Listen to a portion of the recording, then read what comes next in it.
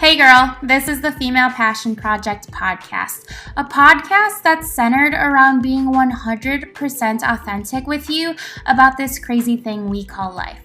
There's so much unknown, so much uncertainty, but if we do it together, it makes life so much more enjoyable. My name is Angelique Vestil. I'm a 22-year-old that just graduated college, and I'm soul searching by traveling around the world. I have absolutely no clue what the heck I'm doing, but I've come to terms with that. I've become obsessed with talking through it all and questioning society, and hope all this will help unleash the best version of you. Expect hilarious co-hosts, real-life stories, but mostly just friends that are just like you and are just trying to figure out this life of ours. I want this to feel like we're sitting in a room doing face masks together or getting margs if we're feeling a little spicy, if you know what I'm saying. Let's define this new era of what life is supposed to be like together, and let's do the damn thing.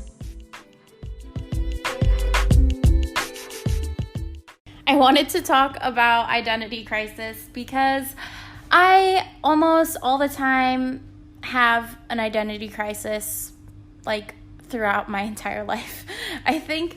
And I wanted to talk about it because I think at this age, a lot of people have identity crises, me included, graduating school with absolutely no plan on what the heck I was going to do with my life.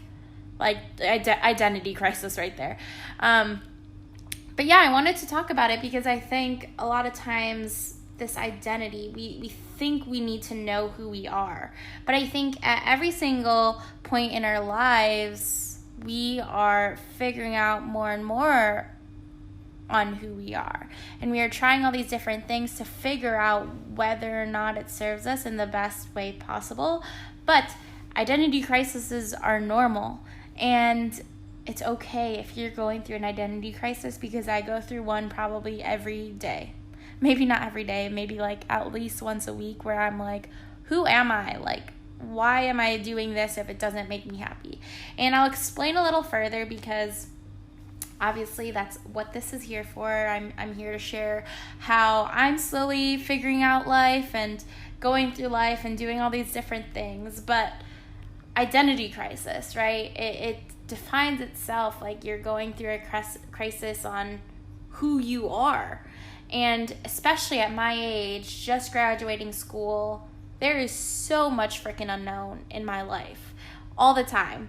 And it's just me slowly every single day uncovering and unpacking all these different interests of mine that I didn't even know I had, where 5 years ago, if you were to ask me I would be doing this, I would be like there's no way in hell I didn't take a job after college, right? Because I think all my life I had this idea of who I was going to be when I was older. That's all we're asked throughout our entire lives of being in school is, what do you want to be when you grow up? Or what job are you working now, and what career are you going into, and what's your major, and all these different things where people expect us to know exactly what it is in our life that we want to achieve when we are kids. But we are kids, so how the hell are we supposed to know what the heck we're supposed to be doing with our entire lives, right? We picked our major when we were like 16, 17. We graduated school, did all these different things, landed internships, landed jobs, all these different things, but that doesn't make you understand your identity, because it's like, well, you don't know what you're going to do. Or 5 years down the road, I don't know what I want to achieve. And yes, I could live on this timeline of what I want to achieve in this time period, but it just puts a lot of stress on you, because it's like 5 years down the road, yeah, you may want to achieve this, but 5 years down the road, say something happens in your life, or there's a turning point where you decide you want to do something completely different. If you have this timeline of what things you want to achieve by what age, it just puts all this added stress onto you that doesn't necessarily need to be there. And so identity crisis, I think, is something we all struggle with in all seasons of our lives. I struggled with it when I was a teenager, when I was in high school, when I was in college, all these different things, because I think a lot of times you're put in scenarios where you're like, is this actually who I am, or why am I doing this? What is my purpose of doing this? And it was always like that for me, because up until high school, I was an athlete. I've talked about this in another episode. But I did all different sports. I played basketball, I was a cheerleader, I did volleyball, track, like all these different sports that are completely different. And so my identity crisis then came from not really knowing which friend group I fit in, because I was friends with a lot of different types of people. And so my identity crisis came from not necessarily fitting into one specific title, right? As in the movies, the jock, the nerd, all these different things. Like even I think it was high school. I was like on math team and like all these different things where I was like, okay, but who am I and why am I doing this? And all these different things, because it was like, I was still trying to figure it out, but I still had a crisis where I was like, who the heck am I if I'm all these things? But you could have multiple interests and still be completely fine. Like one identity, one thing you like doesn't have to define you as a human being. If you like to run, you don't need to be known as the runner. Or if you own your own business, you don't need to be known as an entrepreneur, all these different things. And I think that's the problem, is that people try to define themselves in one way. But it's hard to define your entire life. So you've been on this earth for however many years you've been on this earth. I've been on this earth for 22 years and I still am figuring out who I am and what I like to do and what I want to achieve. And so every single day, that identity within me is constantly changing because new interests come to mind, right?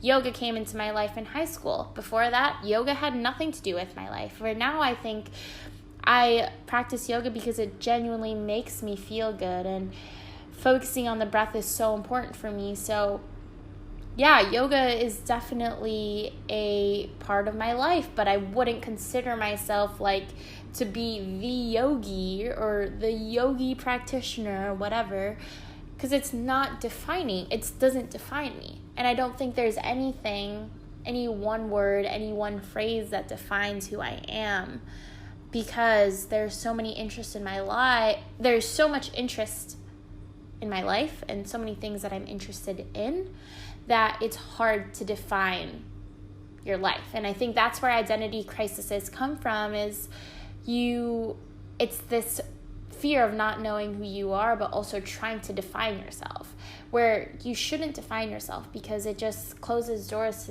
to so many different things. Like if you are known as like the entrepreneur or something, then, and you define yourself as that, then it would close a door to something like maybe creative, if you wanted to eventually go into dancing or something.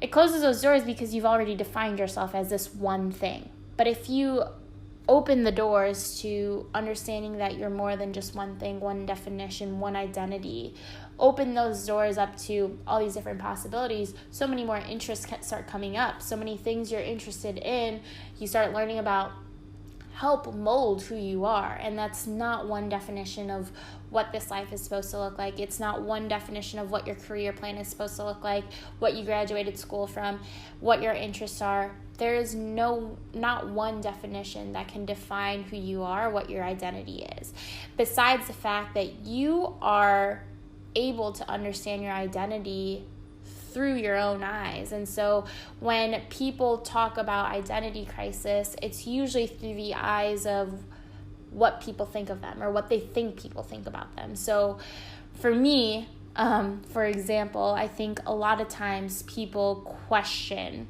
my whole journey in Asia, what I'm doing here, what my plan is, because I graduated from a private university in Wisconsin and have this degree, and why am I not using it? And it puts the stress on me on, oh my God, what if I'm making the wrong decision? Am I doing this? Should I be taking that consulting job? Should I be going to this? Should I become an analyst because that was my major? Should I go into all these different things? And that identity crisis comes from people putting this pressure on me to be something that I don't want to be. And so removing myself from that and actually thinking into why I want to do this and why I'm on this journey living in Asia, it makes me understand that it's not an identity crisis because I'm making it an identity crisis. I'm living an identity crisis because other people put this pressure and expect all these different things from me. But in reality, I've said this several times on this podcast before, that you are on this earth for yourself. And so if you're continuously trying to please other people, then you're just creating this self-destructing nature within you because you can't please everyone around you. You really can't. And at the end of the day, the only person you do need to please is yourself. The only shoes you need to fill are your own shoes. And so understanding that whatever it is you want to achieve, whatever identity you want to be, and not defining yourself as one single identity, but multiple different interests of all these different things you like to do, or hobbies, or things you want to go into, all these different things. That identity and understanding that whatever it is you like to do, that serves you, that makes you a better person, that makes you healthier, that makes you happier, that makes you excited to wake up in the morning, all those things should be based on your own emotions and what it is you want to achieve, and not what other people expect out of you. And I think a lot of people struggle with that, because I even struggle with that. And I know this, I'm just going to say it because it's fine. But my parents do listen to this, but I think a lot of times my parents question why I'm doing this, and they understand because obviously I have an older brother who did a similar route and became an entrepreneur and all these different things, went the untraditional route of owning his own business. Well, I guess it's becoming more traditional now, but I think a lot of times my mom and dad will ask me and be like, well, why don't you just take a job back in Chicago? Or why don't you do this? And that stress gets put on me where I'm like, oh my God, maybe I should take this job. And I think this is coming up a lot more lately, because just recently an old manager reached out to me and was just like, there's an opening. So that stress is also on me where I'm like, if I turn this down now, like it's never going to be there ever again, right?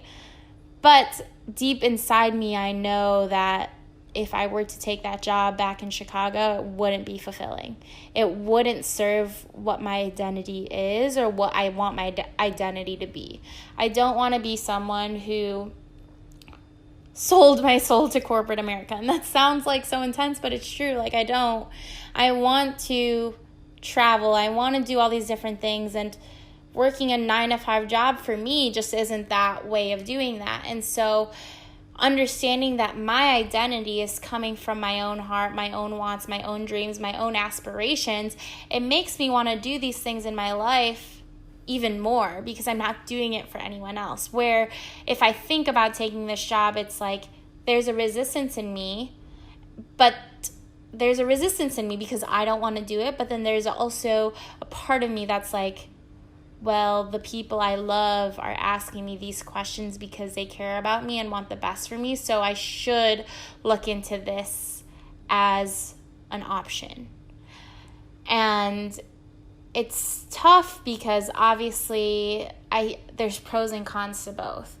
Where I'm at in my life right now, the challenges I'm facing, the hardships I'm facing, living in a country on my savings with absolutely no plan on what it is I want to do, it's scary. And so when I know there's something there waiting for me back home that would hire me, it's really overwhelming. But I think it comes back down to understanding who I am as a person, my identity, what I want to be and what I want to do, and what I want my life to look like.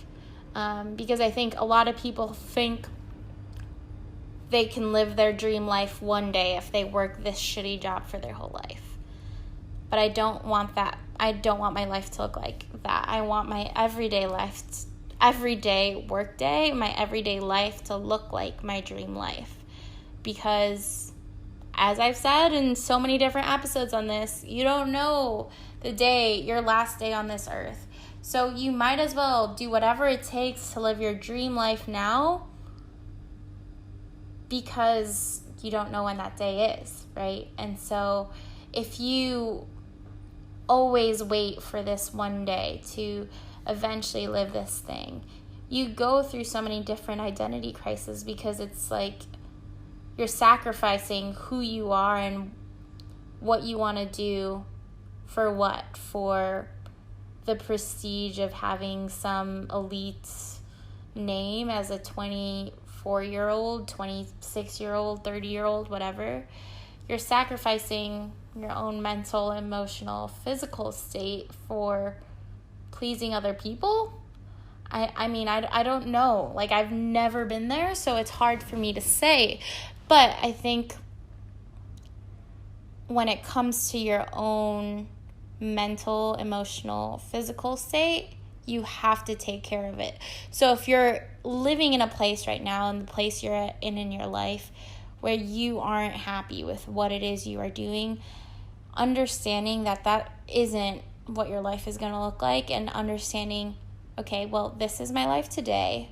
How can I make it better tomorrow? You could make small transitions in your life to figure out a way to make yourself happier, to look for the optimism in every single day. Encourage yourself to push yourself outside of your comfort zone, to try something new, because you never know if it's going to spark another interest in you. And that could become a part of your identity if it makes you happier. And so all these different things come up in my mind, because it's like identity crises are real, because especially with social media in this day and age, it's so easy to compare yourself to the people around you. And so understanding that identity there's no definition to what your identity is, or what it should be, or what it shouldn't be, but it comes down to the things that make you the best version of you, because at the end of the day, that's the life you want to live. That's a state you want to live in, is the best version of you. And figuring out how you could start to unleash those different parts of you, those different sides of you, starts from figuring out what interests you, what things don't serve you, what things do serve you, what people you want to surround yourself with, what places do you want to see, what things do you want to do, what hobbies do you want to take up. It all comes down to figuring out those things within you, and that comes down to figuring out and getting more in touch with your own emotional health and well-being, because it's so easy to get distracted by the people around you. I've been there. I know. I had no idea who I was supposed to be for like a lot of years in my life. And I was friends with amazing people. I always looked for people who actually made me happier, made me laugh, and made me a better person. But I think a lot of times I let other people's emotions and wants and needs and sacrifice my own, because I didn't want to upset or hurt or do anything to anyone I loved or cared about. And so I sacrificed my own emotional well-being, because I didn't want to deal with the conflict of worrying or conflicting with another person. And that's just another weakness I have. But so once I started to really dive deeper into who I am and what my weaknesses are, and the people I want to surround myself with, and the hobbies I have, and what I want my everyday to look like, that identity crisis that I was almost consistently having the first couple months I was in Asia slowly started to lessen, because I actually let myself feed into my own voice and my own heart to understand this is the life I want to live. Not for my parents, not for my brother, not for my friends, not for anyone else on this earth, but for me, because it genuinely makes me the best version of me. And slowly starting to understand that and uncover that was the most powerful thing to overcoming any identity crisis I've had and still occasionally have, because when it comes down to the core, I know the reason I'm doing this is for myself and not for anyone else.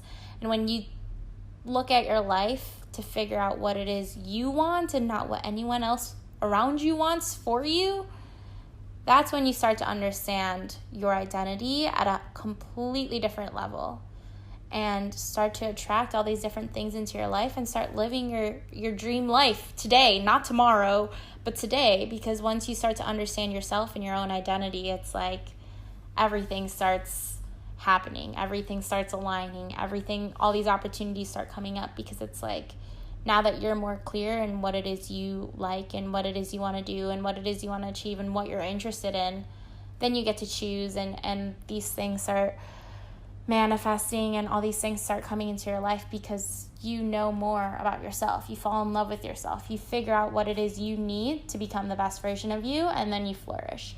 And it's this whole journey that is amazing. And I'm still on that journey, so I don't know what this ultimate knowing your identity looks like, but slowly but surely I'm getting there, and I want to share this. The whole point of this podcast is to kind of share my journey alongside of you guys and be with you. So yeah, that's just my take on identity crisis, because it happens a lot and I struggle with it a lot, and yeah, I'm slowly figuring it out. And life is hard. And so that is all I have. Okay.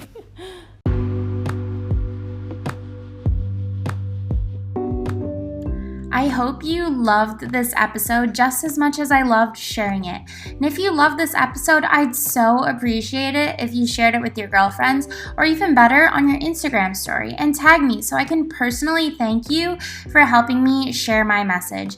And if you didn't vibe with what I've been throwing down, maybe just keep that to yourself. I'm still really kind of new here, and I'm just trying to figure out my life. Anyway, love ya. Talk to you soon.